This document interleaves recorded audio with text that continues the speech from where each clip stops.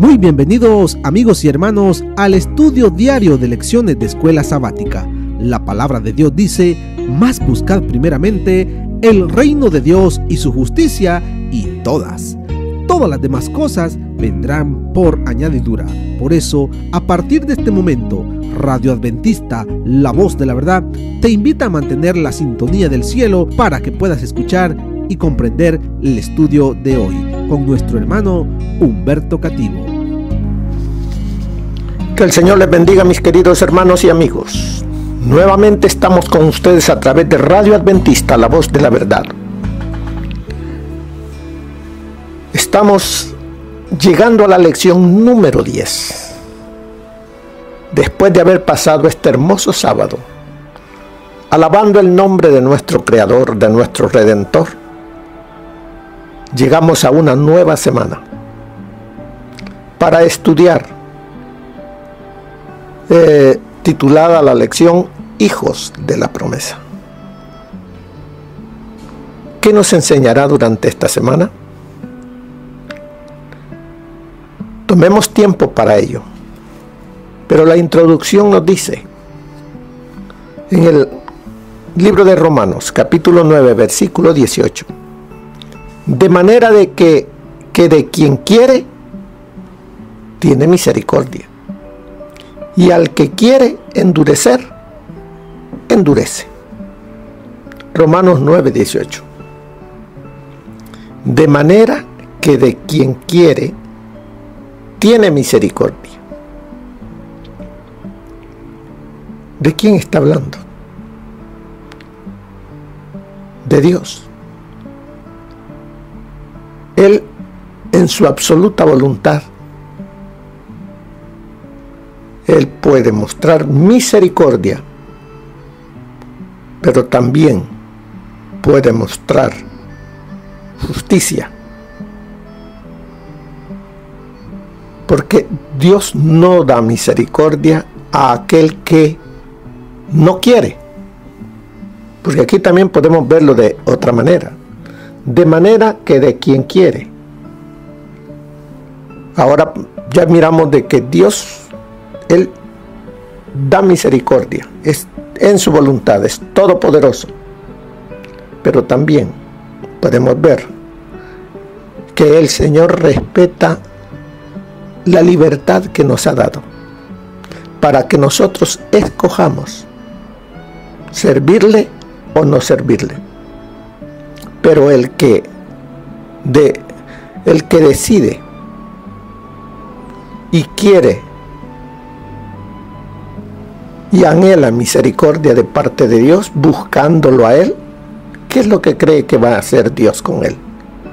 Dará también, le mostrará misericordia. Pero si hay alguien que decide endurecer su corazón y no quiere nada con Dios, sino que se enfrasca en hacer las cosas nada más de la carne, pues, ¿qué va a hacer Dios? Endurecer ese corazón. ¿Por qué? Porque no le dio oportunidad. Pero no es que Dios lo endurece. La persona lo tiene endurecido y no permite que Dios haga la transformación de ese corazón de piedra a un corazón de carne. Pero muchas veces nosotros decimos, Dios tiene sus favoritos. Dios a unos los ha predestinado para que sean salvos y a otros para que se pierdan. Así es de que, ¿de qué sirve que yo viva queriendo hacer la voluntad de Dios si no soy de los favoritos de Dios? ¿Será que Dios actúa de esa manera? No. Dios dio su vida. Dios mandó a su Hijo, no por unos. Él mandó a su Hijo por todos, para que todos en Él seamos salvos. Pero como también les digo, Él respeta el libre albedrío de nosotros. Él no obliga. Él mostró su amor. Él dice, de tal manera amó Dios al mundo, que ha dado, que dio a su Hijo unigénito, para que todo aquel que en Él cree no se pierda, mas tenga vida eterna. Así es que no hay nada de que decir que Dios ha predestinado a unos a vida y a otros a muerte. No, el propósito de Dios es que todos seamos salvos. Como está escrito, dice aquí en la introducción, a Jacob amé, mas a Esaú aborrecí. ¿Por qué presenta eso? ¿Cuántas personas como Esaú? Porque veamos primeramente por qué pone a Jacob y a Esaú. Veamos a Esaú. Él era el primogénito. Y como primogénito, a él le correspondía las bendiciones del Padre. Pero ¿qué sucedió con Esaú? Vendió esa primogenitura por cosas materiales. Y Jacob, que era el segundo, él anhelaba esas bendiciones de Dios. Uno las rechazaba, el otro las anhelaba. Uno las tenía, el otro no las tenía. Pero el que las tenía no le tomaba importancia. Pero aquel que no las tenía anhelaba tenerlas para amarlas, para hacerlas suyas. Así, hoy en día, miles de personas están vendiendo su primogenitura para satisfacer deseos sensuales. Muchos sacrifican la salud, debilitan las facultades mentales y pierden con todo ello el cielo. Y todo esto por un placer meramente temporal, por un goce que debilita y degrada. Así como Esaú despertó para ver la locura de su cambio precipitado,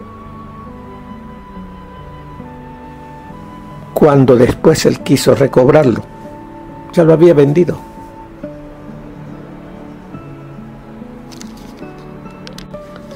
De la misma manera, les ocurrirá a muchos que cuando vean será demasiado tarde y sabrán que lo han perdido todo, que en el día de Dios, a los que han trocado su herencia celestial por la satisfacción de goces egoístas, verán. ¿Y a quién le echarán la culpa?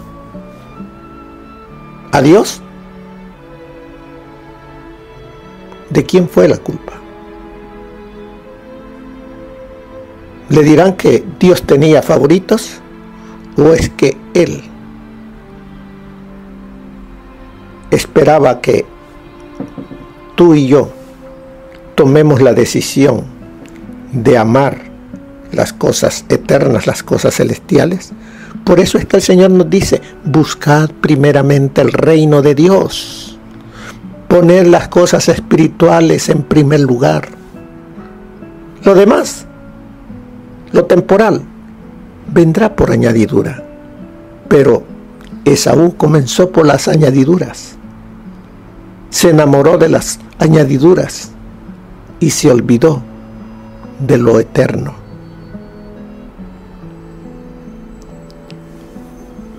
Por eso dice aquí, más adelante dice, ahí mismo dice, pues a Moisés dice, tendré misericordia del que yo tenga misericordia y me compadeceré del que yo me compadezca. ¿De qué está hablando Pablo aquí? Así hace la pregunta. ¿Qué pasa con el libre albedrío del ser humano, sin el cual casi nada de lo que creemos tendría sentido? ¿Será que Dios está pasando sobre nuestro albedrío? No. Mire, leeré de testimonios para los ministros. Esto se encuentra en la página 453. También usted lo tiene allí, pero es en el día viernes. Búsquelo allí. Existe una predestinación de individuos y de un pueblo. Dice, existe una predestinación de individuos y de un pueblo. La única predestinación hallada en la palabra de Dios, donde el hombre, no dice de unos, el hombre, todos, es predestinado a ser salvo, no para perderse. El hombre no se va a perder por ser pecador, porque para eso vino el Hijo de Dios, para deshacer las obras del diablo. Todos estamos predestinados a salvarnos. Y sigue diciendo, y muchos han mirado hacia el final pensando que estaban seguramente predestinados para tener la dicha celestial. Pero esa no es la predestinación que revela la Biblia. Entonces, ¿cuál es la predestinación? El hombre. Recuerde que somos pecadores. Estamos destituidos de la gloria de Dios.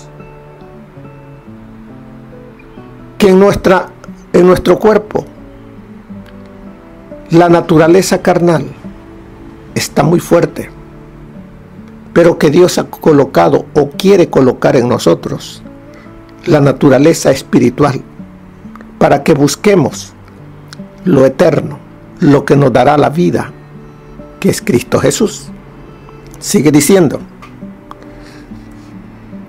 pero dice, y muchos han mirado hacia el final pensando que estaban seguramente predestinados para tener la dicha celestial. Pero esa no es la predestinación que revela la Biblia. El hombre está predestinado a ocuparse de su propia salvación con temor y temblor. Esa debe de ser su primera y más grande preocupación.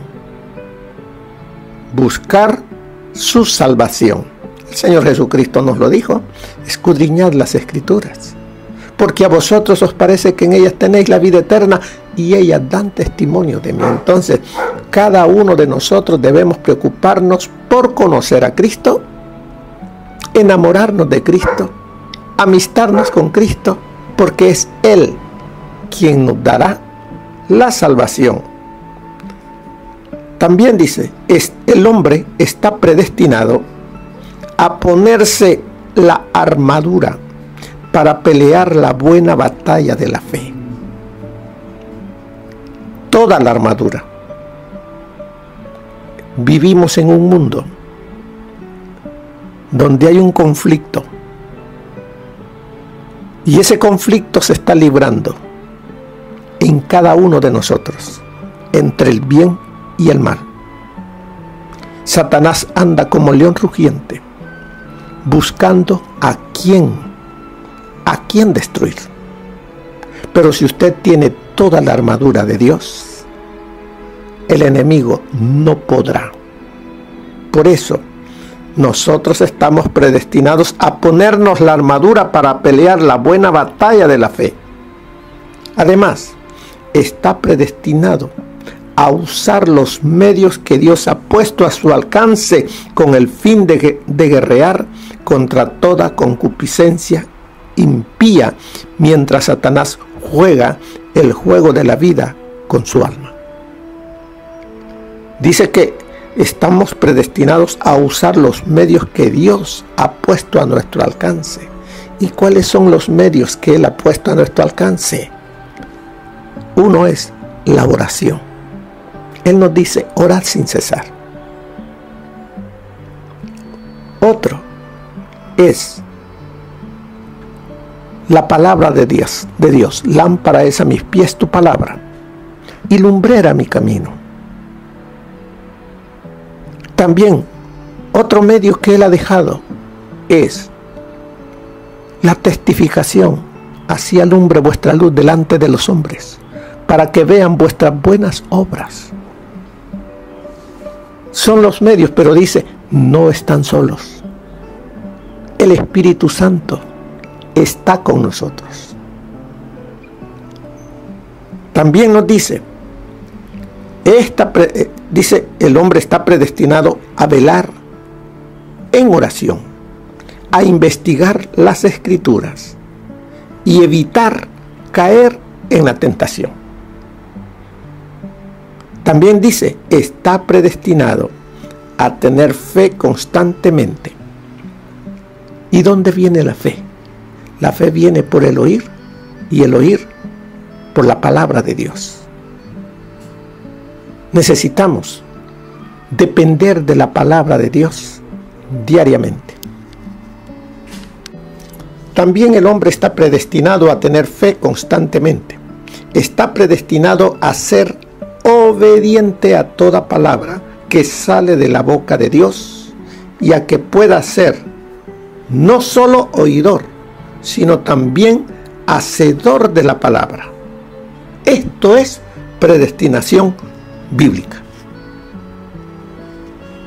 Hay una responsabilidad en cada uno de nosotros. Si lo hacemos, somos hijos de la promesa. Si no lo hacemos, no llegamos a ser más que miembros de una iglesia, creyéndonos salvos, pero en realidad estando perdidos.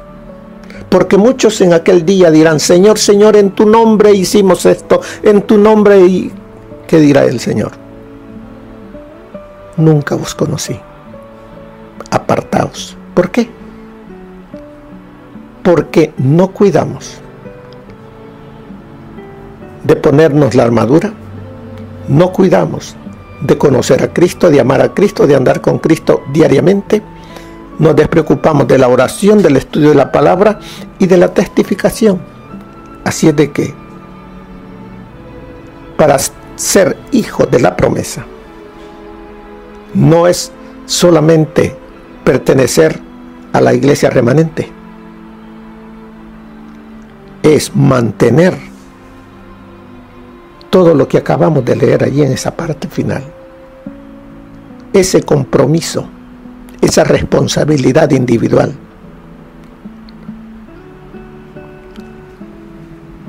Dice, la respuesta a todas estas preguntas que decía, que está aquí arriba, dice, ¿qué pasa con el libre albedrío del ser humano, sin el cual casi nada de lo que creemos tendría sentido? ¿No somos libres de elegir o rechazar a Dios? Claro que sí, pero ya sabemos cuál es el resultado de cada cosa. ¿O estos versículos enseñan que algunos son elegidos para ser salvos y otros para que se pierdan independientemente de sus decisiones personales? Ya vemos que la decisión es suya y mía, hermano. Usted decidirá si se salva o se pierde. Dios ha puesto todo a nuestro alcance. O la toma, lo hace suyo, le obedece o lo rechaza. Pero no digamos que Dios tenía sus favoritos. Él quiere que tú seas de sus favoritos. que tú le des una oportunidad a Él de reinar en tu corazón. Que seas un hijo o una hija de la promesa. Pablo sigue una línea argumentativa en la que intenta mostrar el derecho de Dios a escoger a aquellos a quienes Él usará como sus escogidos. Detengámonos aquí. Dios tiene el derecho de escoger a quienes dice serán sus escogidos. ¿Escogidos para qué? Veamos un poquito en el tiempo antiguo. ¿A quién escogió Dios para que fuesen sus escogidos? A Abraham. De ahí vino la descendencia y formó un pueblo. El pueblo que conocemos como el pueblo de Israel. Ellos eran los escogidos. Entonces, ¿solo ellos se iban a salvar? No. Entonces, ¿con qué propósito Dios los escogió a ellos? Con el propósito que ellos fueran los instrumentos de Dios para llevar las buenas nuevas de salvación al mundo de aquel entonces. ¿Ve usted cómo es que Él tiene sus escogidos? No para que ellos solo se salven, escogidos para que lleven el mensaje de salvación. Hoy en día, también el Señor tiene a sus escogidos, pero no para que nos quedemos como se quedó el pueblo de Israel, escondiendo la verdad, haciendo las mentes suyas y mirando a los demás con desprecio. No. Dios tiene un pueblo hoy en el tiempo del fin para que, enamorados de Jesús, miremos la necesidad que hay en el mundo y llevemos luz a estas personas que están en tinieblas. Eso es lo que el Señor ha hecho con la iglesia adventista.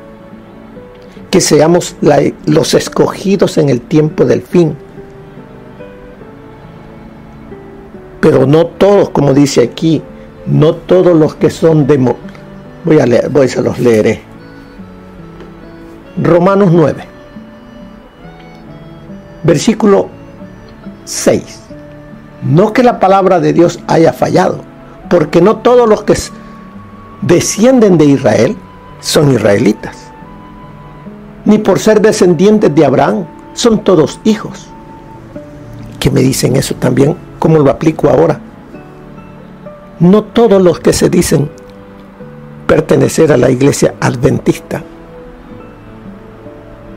son adventistas,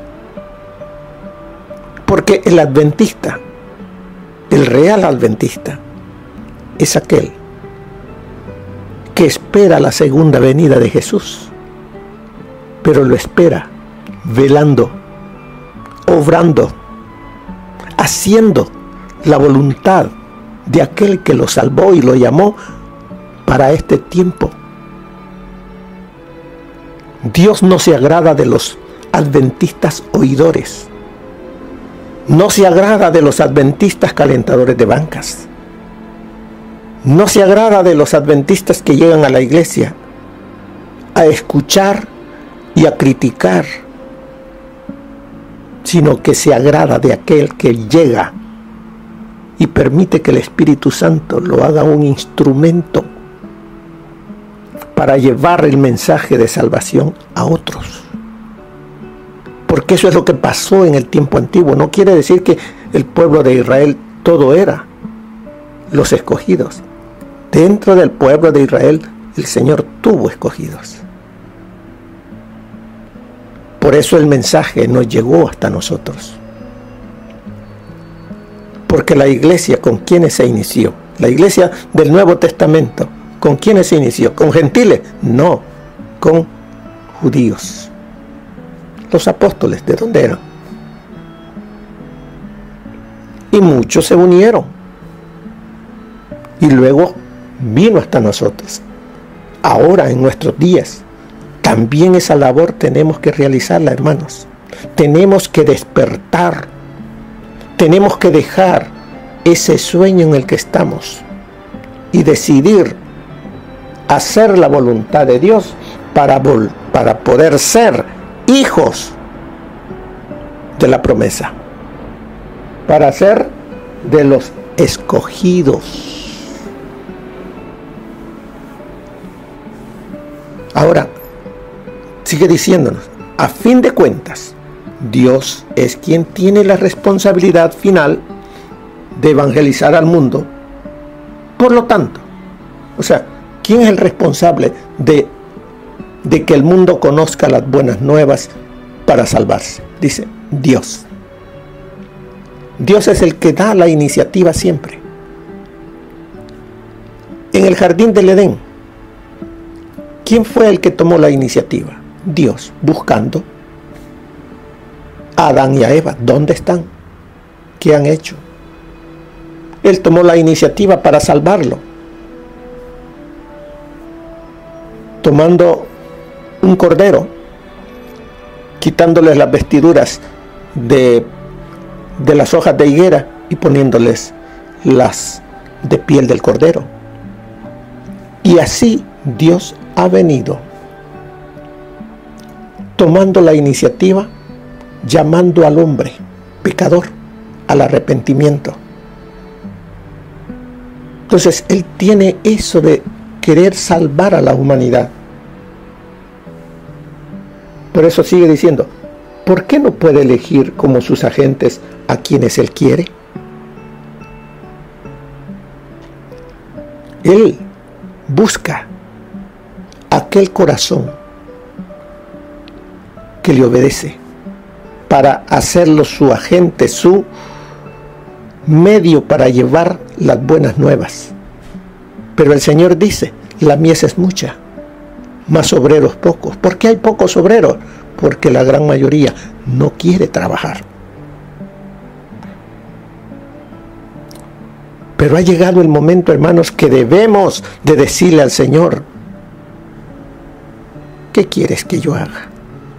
Aquí están los talentos con los cuales tú me dotaste. Aquí están los dones que tú me has dado. Los quiero utilizar para tu obra y tu honra. No los quiero esconder como aquel siervo malvado que la escondió y tú viniste y pediste cuentas. No, yo no quiero ser de ellos. Yo quiero ser de aquellos que uno que me des, ese uno lo voy a poner a trabajar para honra y gloria de tu nombre.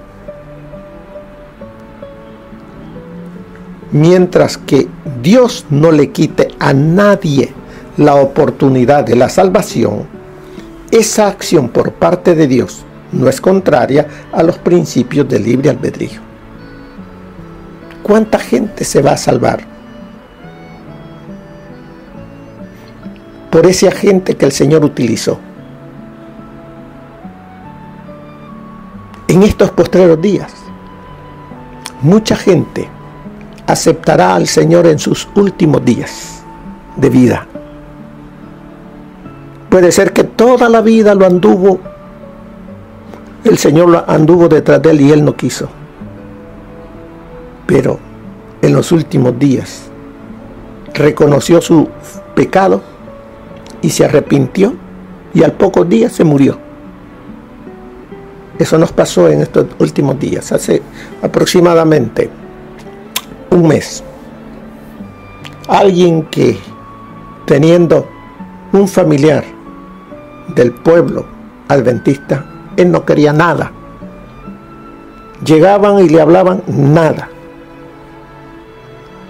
Y estaba ya por los doctores, le habían dicho, tú vas a morir. Pero hasta en los últimos días, él llamó y pidió que fuese de la iglesia a hablarle de Dios, a orar por él. Y fueron de la iglesia a orar por él. pidió que se le ungiera. Después que se le había explicado, él dijo que sí, que quería. Fuimos, porque yo fui allí, fuimos con el pastor.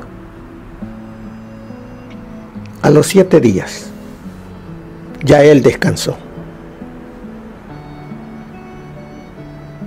¿Qué pudo hacer él? Él solamente fue salvo. Pero ¿a quiénes utilizó el Señor?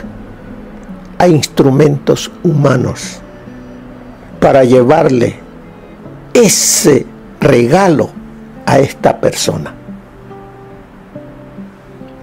Entonces vemos, ese es el privilegio de ser hijo de la promesa.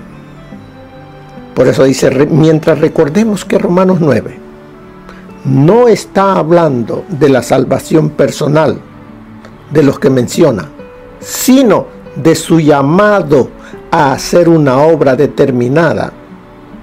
El capítulo no presenta dificultades.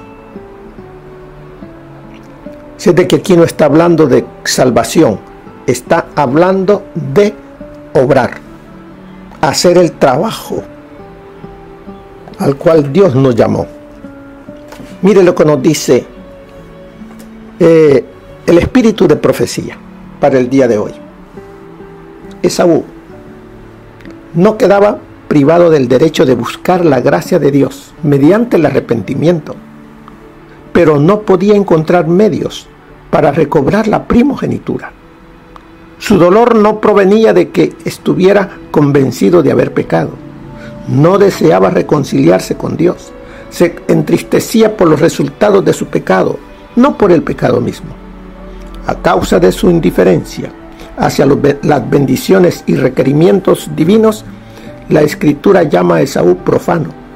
Representa a aquellos que menosprecian la redención comprada para ellos por Cristo y que están dispuestos a sacrificar su herencia celestial a cambio de las cosas perecederas de la tierra. Multitudes viven para el momento presente, sin preocuparse del futuro. Como Esaú exclaman, comamos y veamos, que mañana moriremos. 1 Corintios 15:32. Son dominados por sus inclinaciones y en vez de practicar la abnegación, pasan por alto las consideraciones de más valor.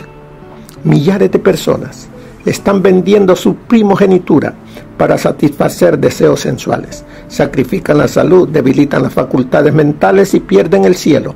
Y todo esto por un placer meramente temporal, por un goce que debilita y degrada.